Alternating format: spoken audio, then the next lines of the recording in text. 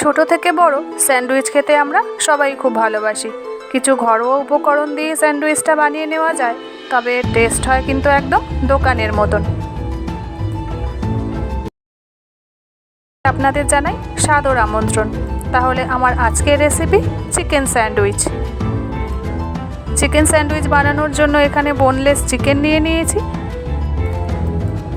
আর চিকেনগুলো একটু ছোট পিস করেই কেটে নিয়েছি যাতে তাড়াতাড়ি রান্না হয়ে যায়।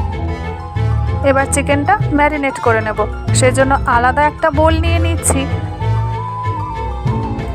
আর এই বোলের মধ্যে প্রথমেই দিয়ে দিচ্ছি সর্ষের তেল। ওই 3 থেকে 4 চামচ মতন সর্ষের তেল এখানে দিয়ে দিলাম। এবার এর মধ্যে এক এক করে দিচ্ছি কাশ্মীরি রেড চিলি পাউডার, দিয়ে দিলাম ধনে গুঁড়ো, জিরে গুঁড়ো, ধনে গুঁড়ো আর জিরে গুঁড়ো দিলাম 1 চামচ করে, আর দিয়ে দিচ্ছি আদা রসুনের পেস্ট।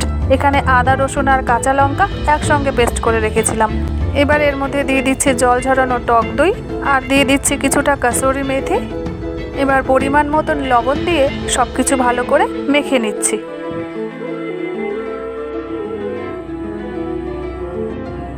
আর ভালো করে মাখা হয়ে গেলে যে চিকেনটা রেখেছিলাম সেই চিকেনটা এই মশলার মধ্যে দিয়ে ভালো করে মাখিয়ে নিচ্ছি। এবারে এর মধ্যে কিছু ভেজিটেবিল অ্যাড করে দেব। ওই ভেজিটেবিল বলতে শুধু ক্যাপসিকাম আর পেঁয়াজ। আর ভেজিটেবিলগুলো চিকেনের সাথে ভালো করে মাখিয়ে নিচ্ছি। এইভাবে ম্যারিনেট করে 15 থেকে 20 মিনিট চিকেনটা রেখে দেব।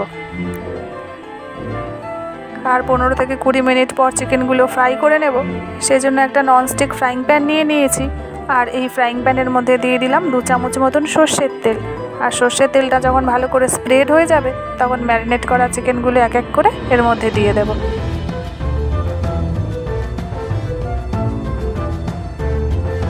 চিকেন, ভেজিটেবিল সব কিছু তো দিয়ে দিয়েছি।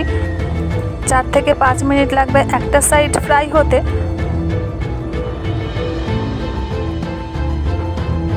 আর 4 থেকে 5 মিনিট পর অপর সাইডটাও ভালো করে রান্না করে নেব।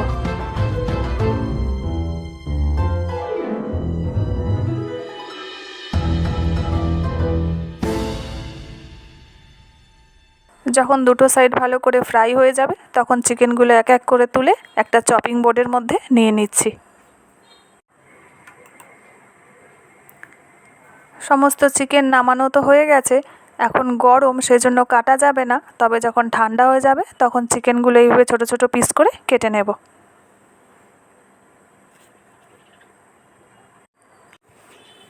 তবে এইভাবেই কিন্তু ব্রেডের ওপরে দেব না। এই চিকেনটাকে একদম দোকানের মতন টেস্টি করার জন্য প্রথমে চিকেনগুলো চপিং বোর্ডের থেকে নিয়ে নিলাম একটা বোলের মধ্যে।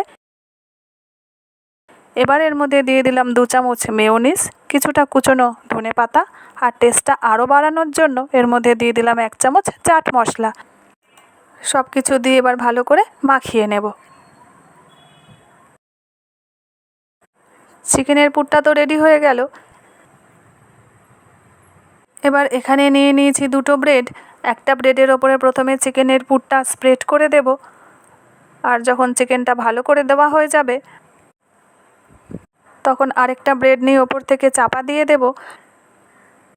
আর ওপরে যে ব্রেডটা দিয়ে চাপা দিয়েছি সেই ব্রেডটার ওপরে ভালো করে বাটারটা মাখিয়ে নেব। এদিকে গ্যাসের ওপরে একটা ননস্টিক ফ্রাইং প্যান নিয়ে নিয়েছি, আর গ্যাসের ফ্লেমটা একদম লোতে রেখেছি। এবার ব্রেডটা টোস্ট করে নেব, তাই জন্য যে সাইডে আমি বাটারটা লাগিয়েছি সেই সাইডটা দিয়ে দিচ্ছি ফ্রাইং প্যানের ওপরে। আর ওপরে যে ব্রেডটা রয়েছে সেই ব্রেডের ওপরেও ভালো করে বাটার লাগিয়ে নিচ্ছি।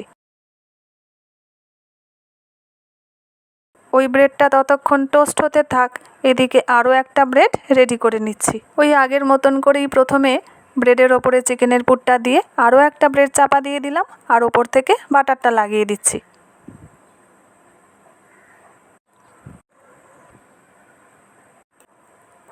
আর এই ব্রেডটাও দিয়ে দিচ্ছি ফ্রাইং প্যানের ওপরে টোস্ট করার জন্য।